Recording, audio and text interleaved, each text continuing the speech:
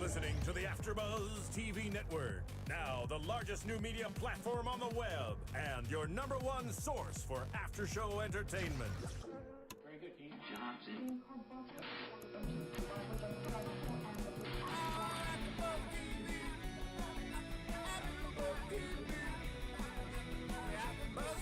The AFTERBUZZ Studios in Los Angeles, California, presented by Maria Menounos and Bing.com, and streaming live thanks to Akamai Technologies. This is AFTERBUZZ TV's Being Human After Show. We'll break down tonight's episode and get you all the latest news and gossip. And now, another post-game wrap-up show for your favorite TV show. It's AFTERBUZZ TV's Being Human After Show. We got the afternoon. Oh yeah. You got Bing is for doing, and here we are doing another amazing after show for our favorite show, Being Human. It's amazing and we're gonna be amazing. Yes. And I am your host, Sean O. And I'm joined here by my lovely and catty co-host. The infamous Katarina Lee Waters. Yes, I felt like changing it up a bit. Thank you very much. I am catty. So we're gonna be doing the recap, and we're gonna talk about this great episode. I like this one as well. This is season 3, episode 8. Your body is not a wonderland, a condemned wonderland. Indeed it is. So anyway, Whose body are we talking about? I know we're talking about somebody. Well, there's a lot of bodies. There are a lot of bodies. A lot of things happen to a lot of bodies this episode, including Sally starts decomposing and she has to eat raw meat. Yes. Or go ahead. Exciting is that? She feels like she needs to. She gets that urge. She always has that hunger, and we're gonna talk about what's eating her because she's eating raw meat. Yes. And Aidan gets tortured, of course. Again. And we saw, thing. I know, and we saw that coming though. Like we've been talking about it all season. Like a fan tweeted at us, and he said he was dissecting the teasers for the season, and that's why we've been talking about it so much. Right. And lastly, Josh gets scratched. I kind of predicted it. Yes, you did. That was good. That was you. So we were like talking about that before, and you did that prediction, and it happened. Yes, it did. And thankfully now we know that means that Liam has to die this season. How? He has to, because that way Josh will get back to being human. Yeah, but do we want that? I don't know. It would make it more interesting if he was a werewolf. Yes. Still, Yes. I guess. I'm sort of kind of secretly, I like it when he's a wolf. Yeah, I do too, but you know what? I think it's okay to see just Nora as a wolf, and we know this is what Josh really wants. That's true. But let's start off talking about Sally eating raw meat, because this is Yes. where the episode leaves off. You know, let's talk about it now. Yeah. So Sally, she obviously the whole season she's been so hungry all the time. And she doesn't know what's wrong with her. You know, what's eating her? Yes. And she keeps eating everything. Yeah. So what's the deal with her? Now we know what it has to be. It has to be that because she's a reanimated corpse, because she's this like human-looking zombie, she has this hunger, and if she doesn't probably eat raw meat or maybe even something live, Like, what's his name? like Nick. Nick. Right? Like Exactly. What did he do with that cat? He ate it, poor thing. Little kitty. He ate a cat, your favorite animal. My favorite animal in the world. He ate a cat, so it was just so bloody and gruesome, and he must have got that blood everywhere the way he was mopping it up like that. I think so. And I'm actually wondering, do you think that he may have killed Zoe? Because she hasn't been in the episode since the 2nd episode. Oh, I hadn't thought of that. And we know he has a hankering for flesh, and he's gotten it much earlier, obviously, Yeah. than Sally. Yeah. Why do you think he's been... Oh, I'm sorry. You go with your point now. Well, I was going to say that probably you would think that there would be some kind of progression, that perhaps he's starting with the kitties, because he's obviously... Maybe he's doing it on a regular basis, because he's, you know, it's his thing. He puts out the food, and a stray kitty comes, or not so stray, you know, and he eats it. So you would think that maybe if he's eating kitties, that he hasn't had a human yet, because you would think maybe he's starting off with kitties, and perhaps he'll move on to, you know, bigger animals, dogs and horses and cows, and then perhaps he'll move on to humans from there. It reminds me of a film actually Uh-huh. called Ed and His Dead Mother, which I hosted for my DVD line. It's with Steve Buscemi, and it's an old, like a horror comedy. Oh. Where he reanimates his mother because he loves her so much. And then she starts eating live things, but the same thing, it progresses to bigger and bigger, Wow. more murderous instincts. Well, I'm sure that's gonna be happening with Nick. But Yes. the way you were describing it right there, like moving on to bigger and bigger things, it totally reminds me of that children's poem. There was an old lady that swallowed a fly, and of course, it ends up with a horse, and she's dead. She did, of course. Of course.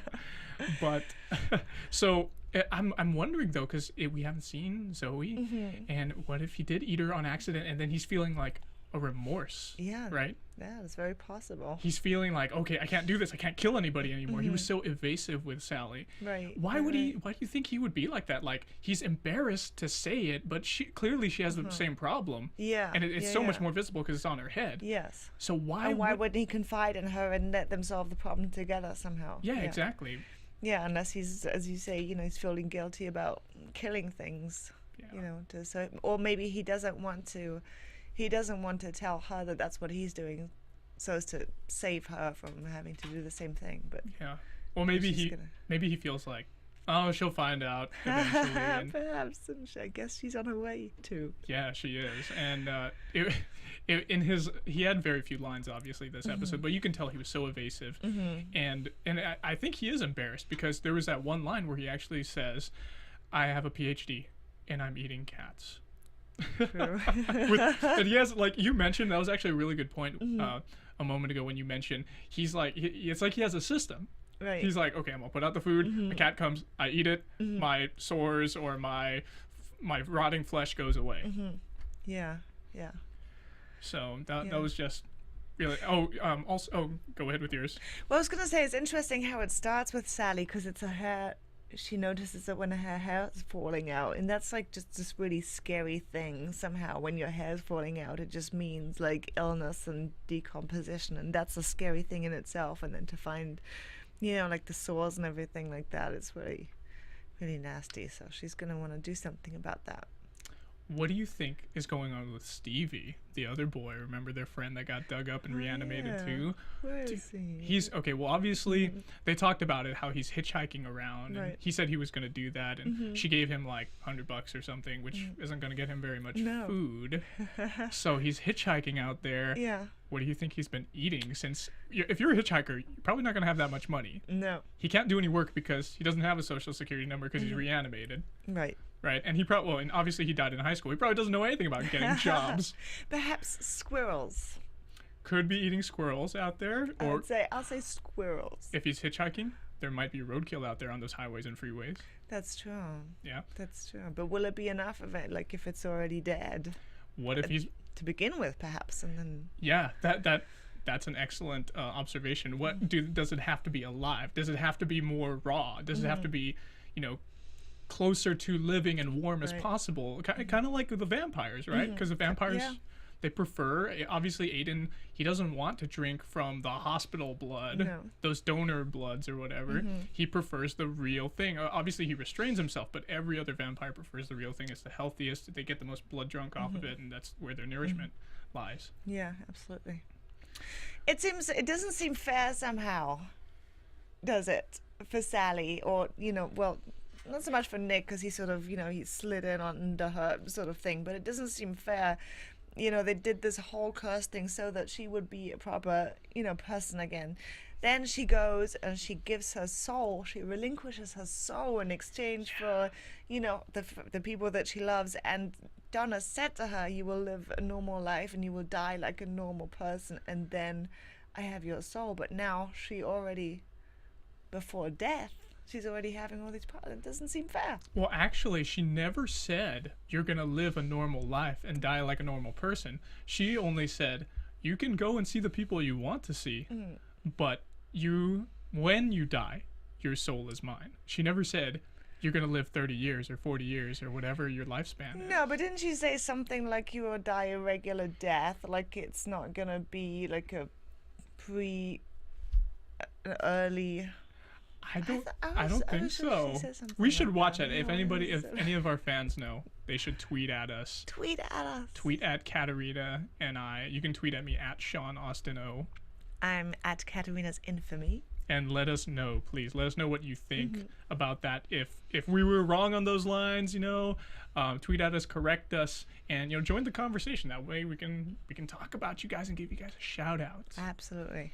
But speaking of shout outs, I have a few, and we have a few, right? Yes, we do. To give to our fans. We got a lot of tweets and comments on our iTunes and ratings.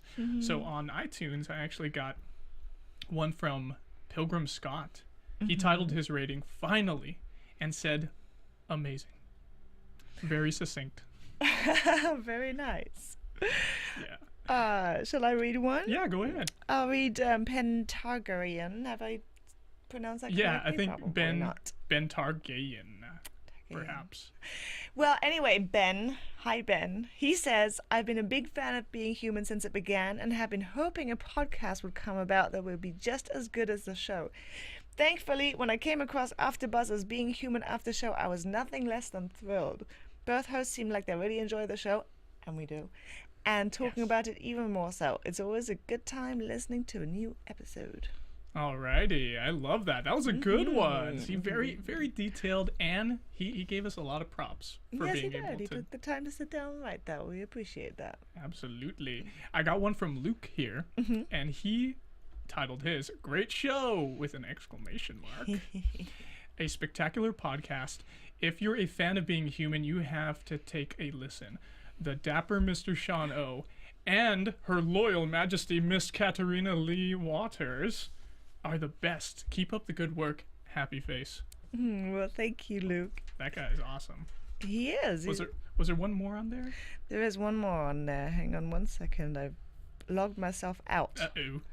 But I'm logging myself back in. And Joe Apterson says, love the show. Even better with the great podcast shows. Can't wait to hear more from you guys. Ooh, we got lots of love right there, huh? Lots and lots of love. For Very, very Thank cool. You. Well, thank you everybody. guys. Thank you so much, fans. And of course, keep tweeting at us. Keep rating us on iTunes. Give us 5 stars. And be sure to, if you type in search bar on iTunes account, when you go to your iTunes app, just go ahead and type in Being Human. We're like the first few of the podcasts up there. We're big now. We're awesome. We're hip. And give us that rating and tell a friend, because it only takes a minute. It does. So, Aidan gets captured and tortured by Liam. And how did it feel for you watching this scene? Well, I suppose he must be used to it by now. He gets, Again, it doesn't seem fair.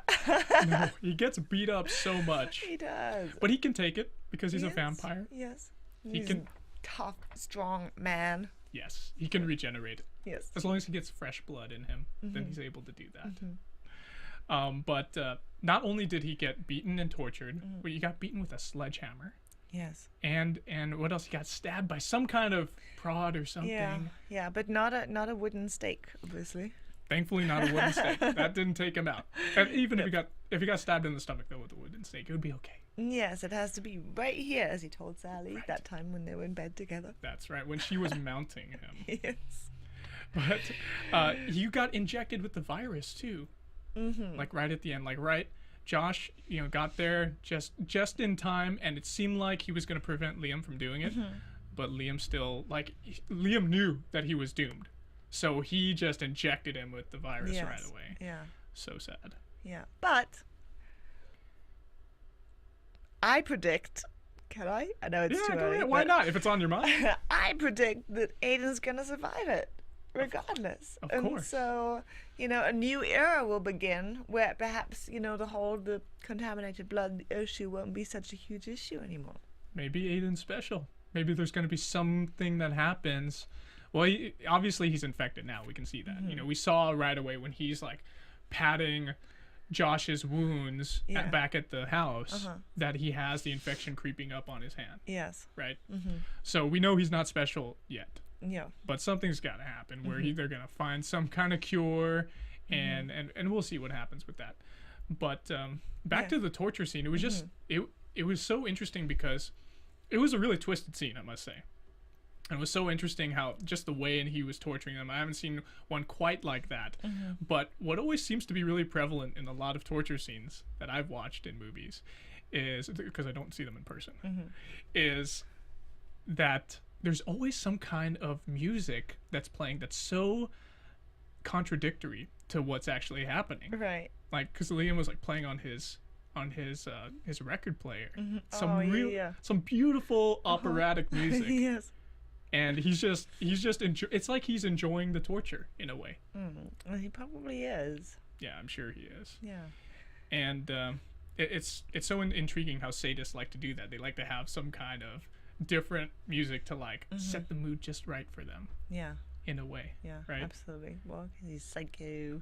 He is psycho. He's a psycho wolf who does everything for the pack, but he's really not doing it for the pack. He's really doing it for his own selfish needs. Yes. Bastard. And how about Aidan protecting Nora?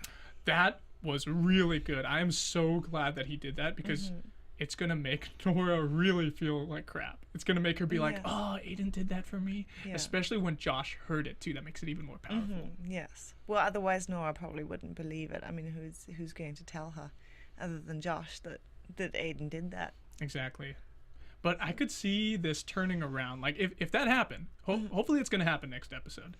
But if that happened, I could see Nora just, like, twisting it and being like, well, he told you that, but what really, did you really hear that? Or why would he say that? Or, you know, like, oh, he shouldn't have done that because it's my responsibility. See, she could twist it around like that. She could, but she's also not a complete, what is a word that I can use? Witch. Hey, Aidan said, I think we could say biatch. Yes. Because Aidan said it during the episode. That was a good line, by the way, when he was like, he was being tortured. He was almost injecting. He's like, wait, I did kill your daughter. And she squealed like a bitch. That was an awesome line. That was very cool. It really rattled Liam's cage. Yes. I enjoyed it. Yes. Yeah. So, with Aidan as well, wrapping it up a little bit, he, that scene actually reminded me a little bit, because with the music and whatnot, it kind of reminded me of the Clockwork Orange. How there's like, even though like Beethoven, like the music's so beautiful right in that movie, he has such like a vile reaction to it because of being tortured in that way before, being like subjected to that experiment and whatever. Just kind of reminded me of that. So it's not too much of a direct link there. Oh, nice reference. And Aidan got a bit closer with Kat this episode too. Yes. He was romantically stalking her. Romantically. Yes. And he ended up talking with her a bit. He tried to break off the date, and she ended up refusing. And she wanted to continue going on the date with him. Yes, she did. And thank goodness that she cares enough about him to have called Josh and said, hey, why did he leave with these two dudes? Like this guy who, what's his name, Connor's father or something or other. Yeah, she basically saved him. Yeah. So then the question is, if Nora finds out what Aidan did for her, will that change her mind about Aidan and Kat? Because she's very against that liaison. Oh, that's right. Which you can understand, because, no matter what Aidan's intentions may be, he has in the past, from time to time when his intentions were good, has not been able to control himself, even though he thinks that he can. But I mean, he's hungrier now than he used to be. I mean, the same thing happened with Rebecca. He didn't want to kill her, but he did. He did. So. But I feel like now, because he's dying, the whole dynamics are going to change. Like, I don't think he's even going to be seeing Kat next episode.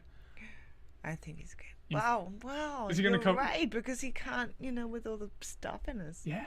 It's the virus moves fast, like how much of an ellipse is there going to be between this episode and episode 9, right? Well, how much time have we got before he needs to be cured? A matter of days, I would say. Remember, Henry, he said, I have until tomorrow, maybe a week. And then and pretty much that episode, he walked off into the street away from Aidan. Yes. And we didn't see him after that. No. But we don't know how much time elapsed, but he was gone. But is he dead? Is he really dead? Is that a trick? What? Yeah. Perhaps he's gonna show up with the antivirus. It's gonna get Aidan. I found it. That's a really good prediction, actually, because we're assuming that all the obviously we've seen the vampires die from this. Yes. We've seen them collapse into ashes, but we didn't see Henry do it. No. And they did even Aidan see Henry die? What if he just walked off and He Aidan assumed. exactly Aidan made an assumption that Yeah. he was dead? Uh-huh. Who knows? Yeah. And then something has to happen with Kenny the Bubble Boy, That's right. because he's now between a rock and a hard place He, too. in a way, he is. Yeah. He's between a glass jar and being dropped in that glass jar onto rocks. So he's gonna have to. Basically, Aidan's going to have to get cured so that he can turn Kenny. I wonder if you can turn people while you're infected with this killer flu virus. And if they would get the virus too at the same time. Yeah, or whether they would be magically immune. Oh man, what if that happens? that is a really good. That's a really good point you made there, Kat. But Aidan wouldn't try that. He'd be too worried that he would kill Kenny, probably. Yeah, well, I do have a little bit of a prediction about him with Kenny that we can share at the end. Okay, good. But before we talk about that, and before we go on to our next topic, let's talk about The Adventures of Serial Buddies, Yes. which is an awesome film that is starring Maria Menounos, and she's our CEO and founder here, along with Kevin Undergaro. And this film is written and directed by Kevin Undergaro. It is out in select theaters this Friday, aka tomorrow for us. Exciting. March 8th. And of course, you can go to the website adventuresofserialbuddies.com. That's adventuresofserialbuddies.com, and purchase your tickets before they get sold out. And it's only in select cities. It's in LA, Boston, New York, Chicago. So go ahead and check it out. If you're in any of those cities, go watch it, because I tell you what, it's freaking funny. It's like Dumb and Dumber meets Dexter. That's the best way to describe it. And there's so many actors in it. Christopher Lloyd's in it, Artie Lang, Kathy Lee Gifford's in there too. It's just a hilarious little adventure, and I don't think there's no serial buddy comedy that's ever been done before. So this is freaking hilarious. Go check it out. I'm excited and I want to go see it. Yes. Yes. Let's look at Josh getting scratched again. Yes. So Josh, he gets scratched obviously by Liam. Liam turned, and he's like that really, really pitch black furred wolf, because he's a purebred, right? Yes. He's not dirty looking with his fur like Josh and Nora are. No. Poor things. And he did it to protect Aidan. Now, when he got scratched, actually, did you notice that he had the knife up and he stabbed Liam in the face with it? No, I didn't notice. He did. He had because remember, he brought that knife with him along with the revolver. Right.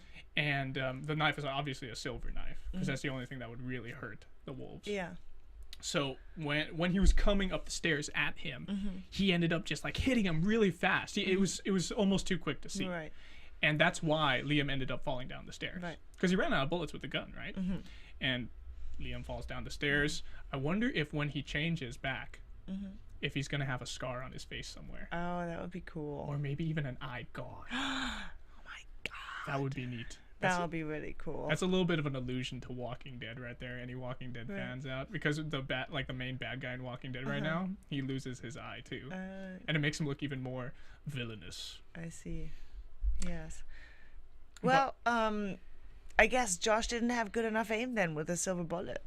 You know what? I was gonna talk about that, because we talked about that. We were discussing. Oh yeah, he's got silver bullets in that gun. But then again, I think we were just making, and of course, it's a good assumption that he would have done that. But like, did he really make them out of silver, or was it just, just regular bullets? I don't think we have really like a solid idea of what he did, because it doesn't show him making any silver bullets. No. And the way he shoots him, he shoots him like all around. Yeah. While he's changing, he shoots him like Yes. he doesn't shoot him in the heart or the head. No. I think he shot him in the head when he was changing, which is probably like he's immune to it, because he's super strong at that point. But he shot him in the arms and the shoulders and stuff, and that's when he initially fell over before he changed. So I don't feel like they're silver bullets. I feel like they're just regular. Right. Because it would probably be very expensive for Josh on a nurse's salary to make silver bullets. Yeah. I don't know. That's just what I feel. Yeah, it would be.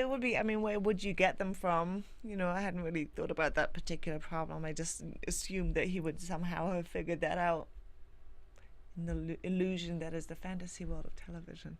Oh, we can imagine. We can. There could think be about places it. where you can just buy them. Perhaps. Hey, maybe he goes to. Is it Donna, the witch? Maybe he goes to Donna and he asked her. Perhaps. I don't think Josh wants anything more to do with her. No. Somehow he wasn't her biggest fan. Not after he was played like a puppet and smashed up against those lockers in the kitchen. No, we didn't like that. No, we did not.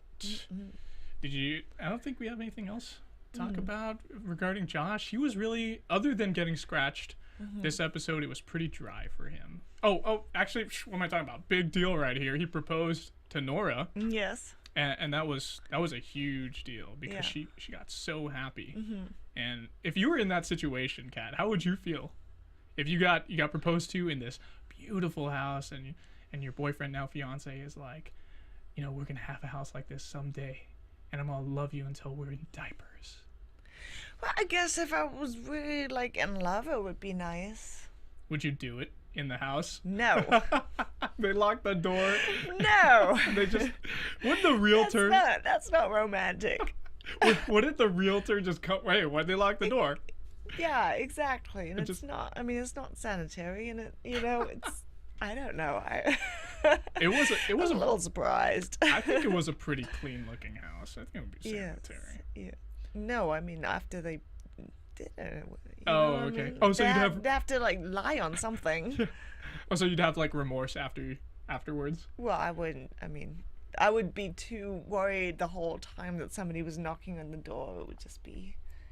It's not a romantic moment, I don't think. I think it's a good fantasy, and that's why we get to see them live it. But yeah, of course, a lot of people wouldn't do it Yeah. themselves.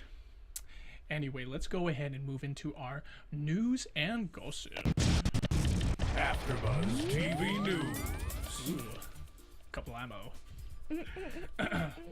So I have a lot of tweets up there in the Twittersphere, and of course, before we move on to the tweets though, let's talk about your trip a little bit. Yes, let's. So what did you do in Germany? Well, I wrestled for a promotion called DWA. DWA, which stands for those in the US who don't know. Deutsches Wrestling Association. Oh. Allianz. And so we did a show there, and one of the Nasty Boys was there, and Stevie Richards and Joe Legend, and it was really wonderful because my family got to come, and then I got to spend a week over there with my family afterwards. Oh, very nice. Yeah, so it was really lovely. Long walks in the snow. Oh, that sounds fun. Yes. So different than here. Yes. When it's been so sunny here up until today, and it's just here in LA, it just got it's cold today, right? It's a little chilly, yeah, Oh, but I mean, I've just been in the cold. You're used to Yes. colder temperatures, right? Yeah, and it's actually drizzling a little bit outside before we came in here. But how much did you miss being here because you missed Sam Witwer? I was so sad. I cried myself to sleep every night. Did you hear the podcast or see the YouTube video? I did watch some of it. I watched about half of it. Yes. So, it was very interesting how I was talking about Aidan being a mass murderer and a sociopath and all that. I don't agree with any of that. Well, because I mean, I'm not a vegetarian. Are you? No, I'm not. I used to be, but I'm not now. So- I don't think that makes us. It makes us murderers, but not by the definition of the word murderous. It only counts if you kill your own kind. And seeing as he wants to be human, but he's not human, he's technically not killing his own kind. I.e., he's not. It's just the food chain. That's true. They are his food. Yes. But if we want to get a little bit logical and philosophical about this, Please.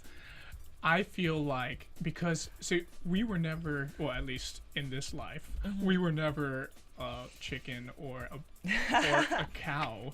So That's true. Aidan was a human before. Yes. So and it was never his choice really. He was, as we saw earlier in the season, Bishop like forced him into it. Yes. It's like, you know, having a deal with the devil, and the devil gives you no choice. Like, hey, you either save your comrades and you turn into a demon, Yeah. or you get killed and your comrades get killed too. That is true. And I would never eat a cat. Of course not. You would never eat yourself. Never. But yeah, you know what? The conversation with Sam was so fascinating. I was actually really legitimately nervous. I was so nervous, and I'd never gotten like that before. Yeah. I was sweating bullets a ton. And well, thankfully, once he got here, I started talking to him, and just sitting down at this table and making eye contact with him and just being able to talk. It's just such a cool, intimate experience with another person to share. Especially like I've looked at that guy at his career for so long, and I just, you know, it's like I saw him evolve and change and become like the main star of the show. Yeah. And it was just so fascinating to be able to sit down with him, and it was fun, and I got a lot of juicy tidbits of information out of that guy. Yeah. So I'm and so glad. he offered a lot of insight about his character and, you know, a lot of other things. He did. And the whole mass murder thing, like you were mentioning, Kat, I think he just sees such a deeper, darker side of Aidan that none of us really get to see. And we get to see, like, pretty much Aidan's like this mass murderer serial killer, but he's trying to recover. He's trying to do penance for it. It's like he's living a personal hell every day. Right. And we kind of saw that happen a little bit this episode when he said that he was the one who killed Bryn, because he's trying to, like, offer, especially because he thought he was going to die. So he offered up, like, himself as a sacrifice for all the bad things he's done. Yes. And that was really fascinating. But let's talk about some tweets now. Oh, yes. So Sam Witwer, at Sam Witwer, he tweeted, and a fan asked him how badly his shoulders hurt after the torture scene, and his fan replied, at Mocha Soul, my arms and shoulders were messed up for a few days afterwards. Oh, goodness gracious. So that torture scene must have been really hard on him. Who knows how many hours he had to be actually chained up on That's true. there. Yeah. That's true, because that could take a while. Even with his, like, enormous muscles. His well-fit body, that guy probably, you know, puts a strain being, being tortured and pummeled. Yeah, he suffers for his art. And who knows how much he actually got hit. I'm sure even though they're doing stage, like, acting and stuff and stage fighting, dude, he's still getting, like, there's still contact. Yes. There's something, you know, and him being hung like that looks pretty real to me. You know what that just sounded like? Yes, I do now. At Kristen_Hager tweets, a big thank you to the people who parked on either side of my car. Oh, yeah, I saw that. You saw too. And now made it physically impossible to get on into it. And yes, she said get on into it, which was pretty funny. And then she tweeted after that saying that second on wasn't supposed to be in there. That's right. And it was pretty funny when she said that, because Yeah. it does, in a way, after saying that, it does sound kind of sexual. Like a little sexual. Right, get yeah. on Yeah. into the car.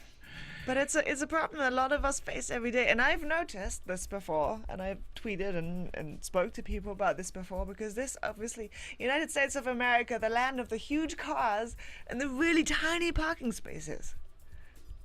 And then it says compact, but in every single space is a compact, but nobody has a compact car. No.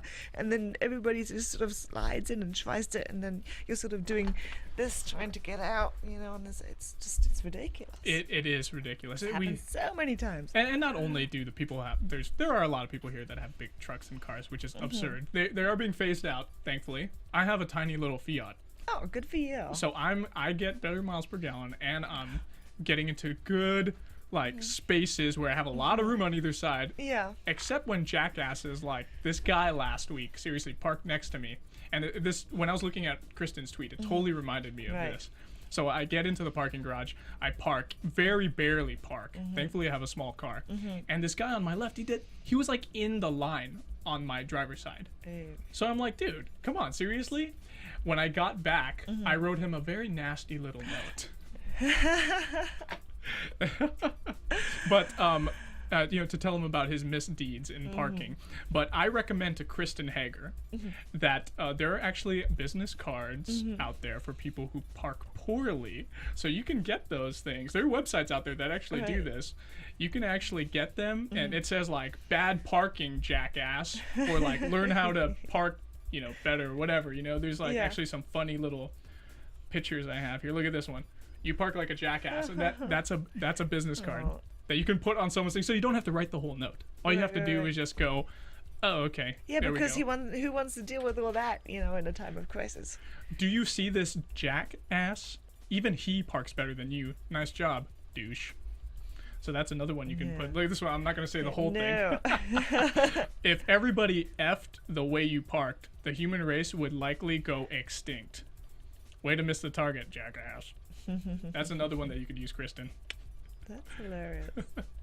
But, and lastly, at Connor Price _ who plays Kenny, he tweeted at me, and he said, at Sean Austin O, fantastic interview. At Sam Whitwer, I'm expecting a percentage of your increased iTunes sales after that one, #crash tones.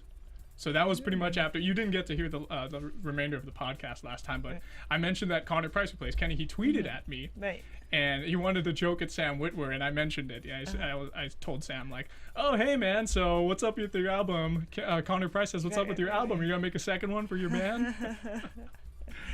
Nice. Yeah, good stuff, good stuff. Anyway, let's move on to predictions. And now, your AfterBuzz TV predictions. Predictions. How about you start off, Kat? Okay. Well, Sally, I think, is pretty obviously going to move on to some kind of small living creatures Ew. soon, after the raw meat incident. What if we, well, it couldn't be too big of an ellipse between this episode and the next, because if there is, Aidan would probably be dead. So it's... But he's not going to die. But he's not going to die. Sally, I feel also, I agree with you, she will start feeding on live animals, and I feel like she's going to be tempted and try and eat Max. Because he's always around her all the time. Yes, but you know what? I don't think that for them it's the same as, like, because for the vampires, the blood thinking is also a sexual thing, and I don't think it's the same way for the zombie scenario. I don't think it's like they get aroused and then they eat. That's more like a vampire. It's because it often, anytime that Aidan's killed somebody by mistake, it's usually been in like a sexual situation, like with Rebecca and stuff, and it's similar adrenaline, endorphin sort of gain, whereas for the zombies, I don't think it's the same thing. So I don't think she'll eat Max. That's a really good point of view, actually. I also feel like Aidan, he's going to get worse next episode, obviously, and there's still going to be a cure over the horizon, and maybe within the next 2 episodes, because we have 5 episodes left. Within the next 2 or 3, probably 2, he's going to get cured. And perhaps it's something to do with Kenny. Perhaps he is the solution somehow. Maybe he is. And I have something to say about Kenny, too. I predict he will meet with Kenny and show him what it is like to be turned and what's in store for him, because he's going to be like, look, this is what waits you if you get turned and you drink from the wrong person. Lastly, Josh will be a wolf again and eventually kill Liam, and that's how he's going to be turned back into human by the end of this season. And that's exactly what he wants. He wants to be human again. But anyway, thank you guys so much for joining us on our AfterBuzz TV podcast. And you can find me at Sean Austin O. And me at Katarina's Infamy. Oh, and you can also follow me on Instagram at @itshano. And we love your guys' comments. Keep rating us on iTunes. Keep tweeting at us. And we're going to read your guys' comments and predictions out here, because that's what we love to do here. We're super fans just like you guys that enjoy Being Human. Anyway, we will catch you next week. See you then. From Bing.com, executive producers Maria Menounos, Kevin Undergaro, Phil Svitek, and the entire AfterBuzz TV staff, we would like to thank you for listening to the AfterBuzz TV network. To watch or listen to other after shows and post comments or questions, be sure to visit AfterBuzzTV.com. I'm Sir Richard Wentworth, and this has been a presentation of AfterBuzz TV. Buzz you See you later. later. The views expressed herein are those of the hosts only and do not necessarily reflect the views of AfterBuzz TV or its owners or principals.